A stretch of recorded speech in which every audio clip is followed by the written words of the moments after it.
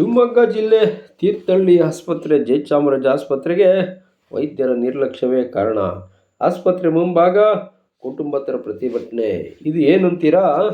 ಬನ್ನಿ. ಜಯಚಾಮರಾಜ ಸರ್ಕಾರಿ ಆಸ್ಪತ್ರೆಯಲ್ಲಿ ಆಪರೇಷನ್ ವೇಳೆ ವೈದ್ಯರ ನಿರ್ಲಕ್ಷ್ಯ ಮಾಡಿದ್ದಾರೆ ಎಂಬ ಕುಟುಂಬದ ಪ್ರತಿಭಟನೆ. ಸ್ಥಳಕ್ಕೆ ತಾಲೂಕು ವೈದ್ಯಾಧಿಕಾರಿಗಳು ಭೇಟಿ ನೀಡಿ ಕುಟುಂಬಸ್ಥರ ಜೊತೆಗೆ ಮಾತನಾಡಿದ್ದಾರೆ. ಬ್ಲಡ್ ಚೆಕಪ್ಗೆ ಅಲ್ಲಿ ಹೊರಗಡೆ ಪ್ರೈವೇಟಿಗೆ ಹೋಗಿ ಮಾಡಿ ಅಂತ ಹೇಳಿದ್ದಾರೆ. ನಾವೀಗ ಅನಿವಾರ್ಯ ನಮ್ಮ ಜೀವ ಉಳಿಸ್ಕೊಳಕ ಪ್ರೈವೇಟಿಗೆ ಹೋಗ್ಲೇಬೇಕಾ? ಇಲ್ಲ, ಆಗಲ್ಲ ಅಂದ. ಯಾವ ಟೆಸ್ಟಿಗೆ ನಿಮ್ಗೆ ಹೊರಗಡೆ ಬರ್ಕೊಟ್ಟಿರೋದು? ಈಗ ಮೂತ್ರ ಟೆಸ್ಟಿಗೂ ಅಲ್ಲಿ ಕೊಟ್ಟು ಬಂದಿವಿ, ಬ್ಲಡ್ ಟೆಸ್ಟಿಗೂ ಅಲ್ಲೇ ಕೊಟ್ಟು ಬಂದಿವಿ. ಕೇಳಿಲ್ವಾ ನೀವು ಇಲ್ಲಿ ಇದೆಯಾ ಏನು? ಇಲ್ಲ ಅಂತ ಹೇಳಿದ್ರು. ಅಲ್ಲಿ ಕೇಳ್ದಮ್ಮ, ಇಲ್ಲ ಅಂದಾಗ ಮತ್ತೆ ನಾವೆಂತ ಮಾಡೋದು? ಯಾವ ಡಾಕ್ಟರ್ ಕೇಳಿದ್ರು? ರಂಗಸ್ವಾಮಿ ಡಾಕ್ಟರ್ಗೆ ಅವ್ರು ಬರ್ಕೊಟ್ಟಿದ್ದಾರೆ. ಅಲ್ಲಿ ಬ್ಲಡ್ ಚೆಕಪ್ಗೆ ಹೋದಾಗ ಅವರೇ ಕೊಟ್ರು. ಬ್ಲಡ್ ಚೆಕಪ್ ಅದು ಬಾಟ್ಲಿ ಇದೆ, ಅಲ್ಲಿ ಕೊಟ್ಟು ಬಂದಿದ್ವಿ. ಇನ್ನ 2:30 ಬರ್ರಿ ಅಂತ ಹೇಳ್ಯಾರ. 2:30 ಹೋಗ್ಬೇಕು ನಾವು. ಅಲ್ಲಿ ಎಷ್ಟು ದುಡ್ಡು ಕಟ್ಸ್ಕೊಂಡು ಹೊರಗಡೆ? ದುಡ್ಡು 800 ರೂಪಾಯಿ ಆಗುತ್ತೆ ಅಂತ ಹೇಳಿದ್ರು ಅವ್ರು.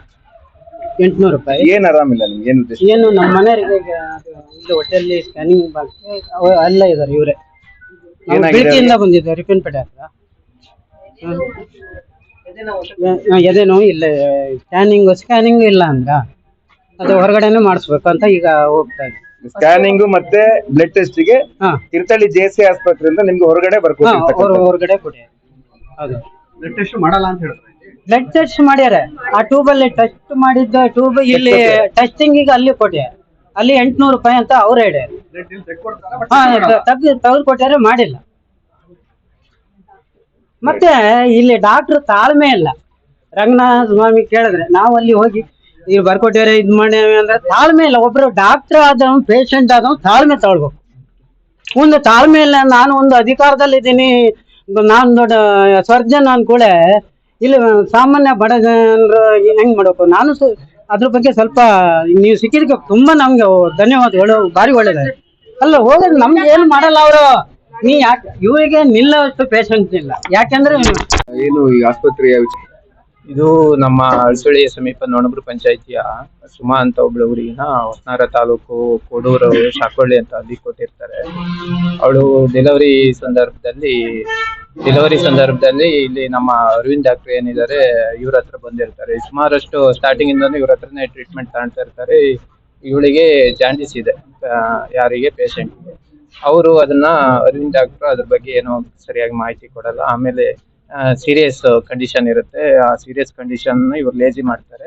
ಮತ್ತೆ ಪೇಷಂಟ್ ಕಡೆ ಅವರು ಇದಕ್ಕೆ ಏನಾದ್ರು ಸೀರಿಯಸ್ ಇದ್ರೆ ನಾವು ಮೇಲೆ ಅಂದ್ರೆ ಮೆಕ್ಯಾನಿಗೆಲ್ಲ ಕರ್ಕೊಂಡು ಹೋಗ್ತೀವಿ ಅಂತ ಅಂತಾರೆ. ಆದ್ರೆ ಇವ್ರು ನಾನ್ ಡಾಕ್ಟರ್ ಅಲ್ವಾ, ನಾ ಮಾಡ್ತೀನಿ, ನಾನು ಕ್ಯೂರ್ ಮಾಡಿ ನಾರ್ಮಲ್ ಡೆಲಿವರಿ ಮಾಡಿಸ್ತೀನಿ ಅಂತಾರೆ. ಆದ್ರೆ ನಾರ್ಮಲ್ ಡೆಲಿವರಿ ಮಾಡಿಸಿದಾಗ ಬ್ಲೀಡಿಂಗ್ ಸ್ಟಾರ್ಟ್ ಆದ್ಮೇಲೆ ಇವ್ರು ಅದನ್ನ ಪೇಷಂಟ್ಗೆ ಯಾವುದೇ ಮಾಹಿತಿಯನ್ನು ಕೊಡಲ್ಲ. ಸುಮಾರು 3 ಗಂಟೆಗಿಂತ ಜಾಸ್ತಿ ಆಪರೇಷನ್ ಥಿಯೇಟರ್ ಇರ್ತಾರೆ. ಅವರ ಪೇಷಂಟಿಗೆ ಡೌಟ್ ಸ್ಟಾರ್ಟ್ ಆಗುತ್ತೆ. ಆಮೇಲೆ ಎಲ್ಲ ಡಾಕ್ಟ್ರಿಗೆ ಕೇಳಿದಾಗ ನಾವು ಬ್ಲೀಡಿಂಗ್ ನಿಲ್ತಾ ಇಲ್ಲ, ಮಗು ಒಂಚೂರು ICU ಇಡಬೇಕಾಗತ್ತೆ ಅಂತ ಒಂದು ಸ್ವಲ್ಪ ಹೇಳ್ತಾರೆ. ಆದ್ರೆ ಪೇಷಂಟ್ ಕಡೆಯವರಿಗೆ ಯಾವುದೇ ಸರಿಯಾದ ಮಾಹಿತಿ ಕೊಡಲ್ಲ. ಆಮೇಲೆ ಮೆಗಾನಿಗೆ ಅಡ್ಮಿಟ್ ಆಗೋಕ್ಕೆ ತಗೊಂಡೋದಾಗ ಮೆಗಾನಲ್ಲಿ ಇಂಥ ಸೀರಿಯಸ್ ಕೇಸ್ ಇದ್ದಾಗ ಯಾಕೆ ಅಲ್ಲಿ ಟ್ರೀಟ್ಮೆಂಟ್ ಮಾಡಿಸಿದ್ವಿ ಅಥವಾ ಅವ್ರು ಡಾಕ್ಟರ್ ಯಾಕೆ ಅಲ್ಲಿ ತಗೊಂಡಿದ್ದಾರೆ ಇಂಥ ಸೀರಿಯಸ್ ಕೇಸನ್ನು ಅಂತ ಅವ್ರು ಅಂದಿದ್ದಾರೆ. ಹಾಗೆ ಮೆಗಾನಲ್ಲಿ ಸಹಿತ ಕಷ್ಟ ಇದೆ, ನೀವು ಇದು ಮುಂದಿನ ಯಾವ್ದಾದ್ರು ದೊಡ್ಡ ಆಸ್ಪತ್ರೆಗೆ ಕರ್ಕೊಂಡು ಹೋಗಿ ಅಂತ ಮಣಿಪಾಲಿಗೆ ಸಜೆಸ್ಟ್ ಮಾಡಿದ್ದಾರೆ. ಈಗ ತಾಯಿ ಮಣಿಪಾಲಲ್ಲಿ ಇದ್ದಾರೆ, ಮಗು ICU ಶಿವಮೊಗ್ಗದಲ್ಲಿ ಮೆಗಾನಲ್ಲಿ ಅಡ್ಮಿಟ್ ಆಗಿದ್ದಾರೆ. ಈಗ ನಮ್ಮ ಡಾಕ್ಟರ್ಗಳು ಏನಿದ್ದಾರೆ ಇವರು ಲೇಜಿ ಮಾಡಿದ್ದಾರೆ. ಈ ತಾಯಿ ಕಂಡೀಷನ್ ತುಂಬಾ ಕ್ರಿಟಿಕಲ್ ಇದೆ. ಈಗಾಗಲೇ ತಾಯಿ ಬಗ್ಗೆ ಡಾಕ್ಟರ್ಗಳು ಯಾವುದೇ ಗ್ಯಾರಂಟಿ ಹೇಳಲಿಲ್ಲ. ಹಾಗೆ ಈಗಾಗಲೇ 2 ಕಿಡ್ನಿ ಫೇಲ್ಯೂರ್ ಆಗಿದೆ. ಹಾಗೆ ಡಯಾಲಿಸಿಸ್ ಮಾಡಿದ್ದಾರೆ. ಈಗಾಗಲೇ ಒಂದು ಆಪರೇಷನ್ ಮಾಡಿದ್ದಾರೆ. ಹಾಗೆ ಇನ್ನೊಂದು ಆಪರೇಷನ್ ಆಗಬೇಕು, ಹೇಳಕ್ಕಾಗಲ್ಲ, ಗರ್ಭಕೋಶ ತೆಗಿಯಂತ ಪೊಸಿಷನ್ ಇದೆ ಅಂತ ಡಾಕ್ಟರ್ ಅಂದಿದ್ದಾರೆ. ಒಂದು 20 ಲಕ್ಷದ ಮೇಲೆ ಖರ್ಚಿದೆ ಅಂತ ಡಾಕ್ಟರ್ ಅಂದಿದ್ದಾರೆ ಮಣಿಪಾಲಲ್ಲಿ. ಹಾಗೆ ಮಗು ಕಂಡೀಷನ್ ತುಂಬಾ ಕ್ರಿಟಿಕಲ್ ಇದೆ, ಆಲ್ರೆಡಿ ವೆಂಟಿಲೇಟರ್ ಅಲ್ಲಿ ಮಗು ಇದೆ. ಇಂಥ ಸಿಚುವೇಶನ್ ನ ಕ್ರಿಯೇಟ್ ಮಾಡಿರೋದು ನಮ್ಮ ಅರವಿಂದ್ ಡಾಕ್ಟರ್. ಏನು ಒಳ್ಳೆ ಡಾಕ್ಟರ್ ಅಂತ ಬಾರಿ ಹೆಸರು ಹೇಳಿ ಇಲ್ಲಿ ಬಂದಿರೋ ಅಂತವ್ರು. ಆದ್ರೆ ಈ ತರ ಸುಮಾರಾಗಿದೆ ನಮ್ಮ ಸಂಘಟನೆಗೆ. ಈಗಾಗಲೇ ಸುಮಾರು ಈ ತರ ಕೇಸ್ಗಳು ಇವ್ರು ಹಿಂಗ್ ಮಾಡಿದ್ದಾರೆ ಅಂತ ಬರ್ತಾ ಇದ್ದಾವೆ.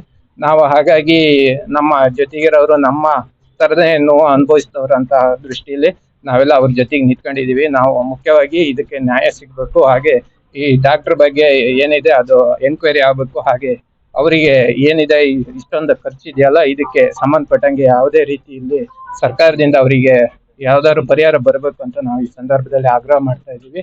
ಹಾಗೆ DH ಅವ್ರು ಬರಬೇಕು, ಹಾಗೆ TH ಅವ್ರು ಇದಕ್ಕೆ ಏನಿದೆ ಅದ್ರ ಬಗ್ಗೆ ಎನ್ಕ್ವೈರಿಯನ್ನ ಮಾಡೋ ಕಂಡೀಷನ್ ನೋಡ್ಬೇಕು, ಹಾಗೆ ಸಂಬಂಧಪಟ್ಟ ಇಲಾಖೆಯವ್ರು ಬರಬೇಕು. ಹಾಗೆ ನಮ್ಮ ಘನ ಸರ್ಕಾರದ UT ಖಾದರ್ ಅವರು ಆರೋಗ್ಯ ಸಚಿವರು ಇದ್ದಾರೆ, ಅವರು ಇದ್ರ ಬಗ್ಗೆ ಗಮನ ಹರಿಸ್ಬೇಕಂತ ನಾವು ಈ ಸಂದರ್ಭದಲ್ಲಿ ಹೇಳ್ತೀವಿ. ಹಾಗೆ ಈ ಆಸ್ಪತ್ರೆಯಲ್ಲಿ ತುಂಬಾ ಈ ತರ ಕೇಸ್ಗಳಾಗ್ತಾ ಇದಾವೆ, ಖಂಡಿತವಾಗಿ ಇದ್ರ ಬಗ್ಗೆ ಎಲ್ಲ ಗಮನ ಹರಿಸ್ಬೇಕಂತ ನಾವು ಈ ಸಂದರ್ಭದಲ್ಲಿ ಆಗ್ರಹ ಮಾಡ್ತಾ ಇದೀವಿ. ಹಾಗೆ ಇದಕ್ಕೆ ನ್ಯಾಯ ಸಿಗೋವರೆಗೂ ನಾವು ಇದನ್ನ ಹೋರಾಟವನ್ನ ಕಂಟಿನ್ಯೂ ಮಾಡ್ತೀವಿ.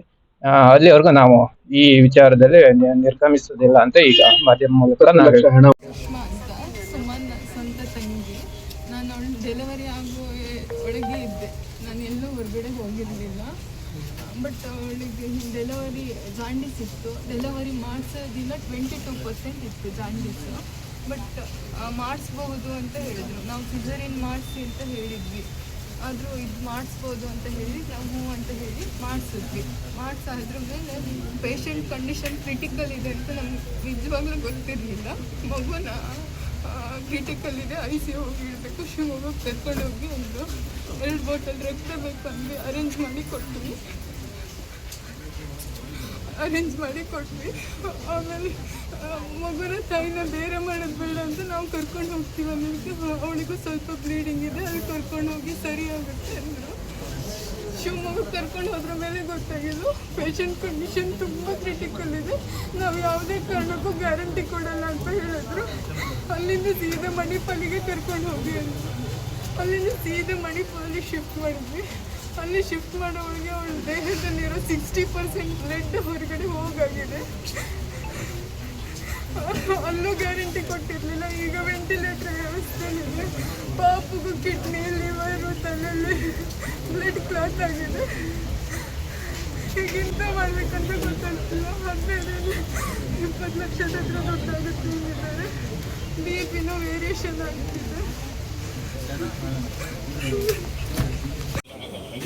ಆಯ್ತು ಸರ್, ನೀವು ಕ್ರಮ ತಗೊಂತೀರಿ. ಈಗ ಜೀವದ ಬಗ್ಗೆ ಜೀವಕ್ಕೆ ನ್ಯಾಯ ಕೊಡ್ಬೇಕಲ್ಲ. ಈಗ ಜೀವ ಸೀರಿಯಸ್ ಆಗಿ ಮಾಡಿ ಸರ್.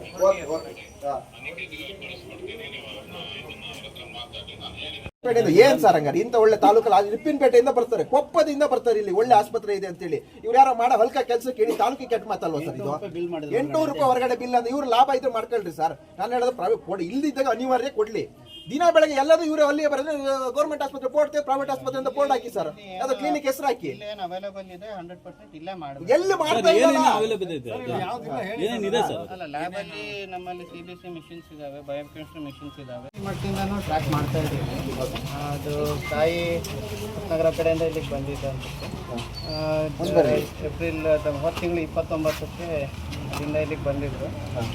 ಬರಬೇಕಾದ್ರೆ ಸ್ವಲ್ಪ ನಮ್ಮ ಫೀಲ್ಡ್ ವರ್ಕರ್ಸ್ ಮನೆ ಭೇಟಿ ಮಾಡಿದಾಗ ಜಾಂಡೀಸ್ ಇತ್ತು ಅಂತ ಗಮನಕ್ಕೆ ಬಂದಿತ್ತು. ಇಲ್ಲಿ ಬರೋಕ್ಕೆ ಹೇಳಿದರು.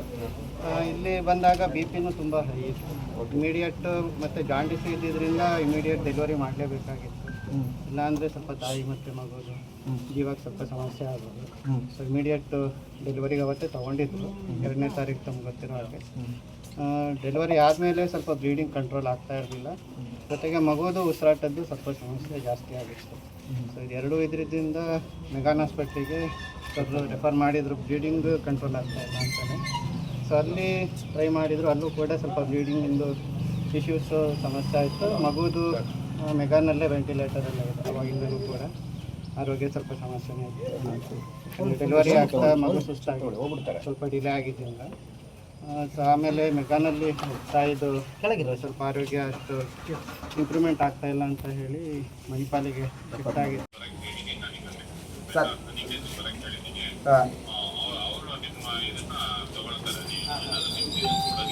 ಅಲ್ಲ ಸರ್, ಮನವಿ ಕೊಡೋದು ಒಂದು ಭಾಗ ಆಯ್ತಲ್ಲ ಸರ್. ಮಗು ಒಂದ್ ಕಡೆ ಇದೆ, ತಾಯಿ ಒಂದ್ ಕಡೆ. ತಾಯಿ ಜೀವಕ್ಕೆ ಹಾನಿ ಆದ್ರೆ ಯಾರು ಜವಾಬ್ದಾರಿ ಸರ್? ಯಾರು ಹೊರ್ತಾರೆ ಇದನ್ನ?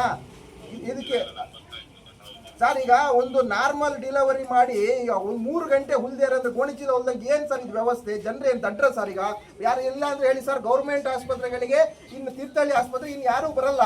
ಯಾಕೆ ಕಳಿಸಿ ಇದಕ್ಕೆ ನೀವು ತಾವು ರಿಸ್ಕ್ ತಗೊಂಡು ನಿಮ್ಮ DHO ಸರ್ DHOನೇ ಬರ್ಬೇಕು, ಬಂದು ಉತ್ತರ ಕೊಡ್ಬೇಕು ಸರ್. ಇಲ್ಲಿ ಏನಂತ ಹೇಳಿದ್ರೆ ಜವಾಬ್ದಾರಿ ನೇರ ಡಾಕ್ಟರ್ ಹೊರ್ತಾರೋ DHO ಹೊರ್ತಾರೋ ಅಥವಾ ಯಾರು ಹೊರ್ತಾರೋ ಗೊತ್ತಿಲ್ಲ ಸರ್. ಇದ್ರ ಬಗ್ಗೆ ಸೂಕ್ತ ತನಿಖೆ ಆಗಬೇಕು, ಅವ್ರಿಗೆ ನ್ಯಾಯ ಸಿಗ್ಬೇಕು ಸರ್. ಇದು ರಿಪೀಟ್ ಆಗ್ಬಾರ್ದು ಸರ್. ನಮ್ಮ ತಾಲೂಕಲ್ಲಿ ಇದು ಎಂಡ್ ಆಗ್ಬೇಕು ಸರ್. ಇನ್ನು ಯಾವುದೇ ಕಾರಣಕ್ಕೂ ಯಾವುದೋ ಬಡವ್ರ ಮನೆ ಹೆಣ್ಮಕ್ಳಾಗಿರ್ಬೋದು, ಬಡವ್ರ ಮನೆ ಇದಾಗಿರ್ಬೋದು, ಅವ್ರಿಗೆ ಅನ್ಯಾಯ ಆಗ್ಬಾರ್ದು ಸರ್. ಇಲ್ಲೆಲ್ಲ ದುಡ್ಡಿದ್ದವ್ರು ಯಾರು ಬರಲ್ಲ ಸರ್. ಇಲ್ಲ ಅಂದ್ರೆ ಆಗಲ್ಲ ಅಂತ ಹೇಳಿ ಸಾಲ ಸುಳ್ಳ ಮಾಡ್ಕೊಂಡು ಬೇರೆ ಕಡೆ ಹೋಗ್ತಾರೆ. ಒಂದು ಬದಿ ನೋವನ್ನು ಬಯಸ್ಬೋದು, ಒಂದು ಬದಿ ನಿಮ್ಮ ಈ ಧೋರಣೆ ಅನ್ಬಯಸೋದು ಯಾವ್ದಂತಾನೆ ಅರ್ಥ ಮಾಡಕ್ಕಾಗಲ್ಲ ಸರ್. ಇಲ್ಲಿ ಭಾರಿ ಭಾರಿ ಬೇಜಾರಾಗ್ತಿದೆ ಸರ್. ಇದು ಈ ತಾಲೂಕಿನ ದುರಂತ ಆಗಿದೆ ಇದೀಗ.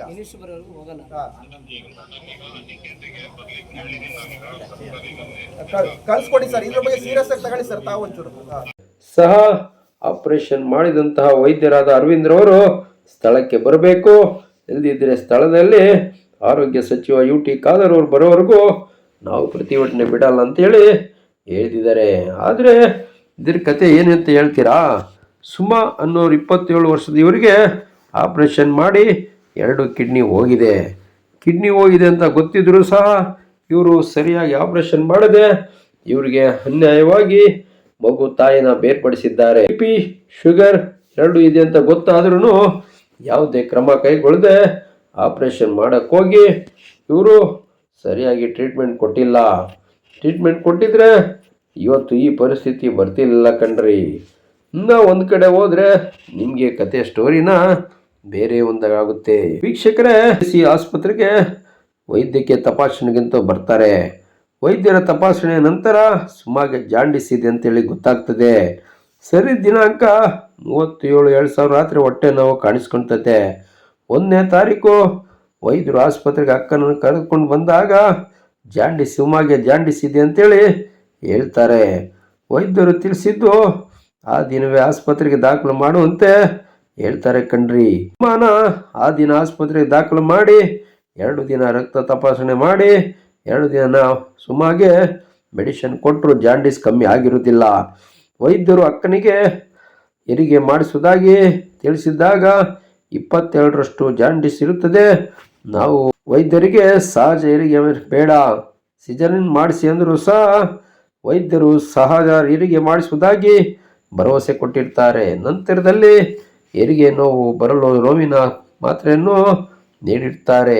ಸದರಿ ಸುಮಾಗೆ ಹೆರಿಗೆ ನೋವು ಕಾಣಿಸಿಕೊಂಡಿರ್ತದೆ.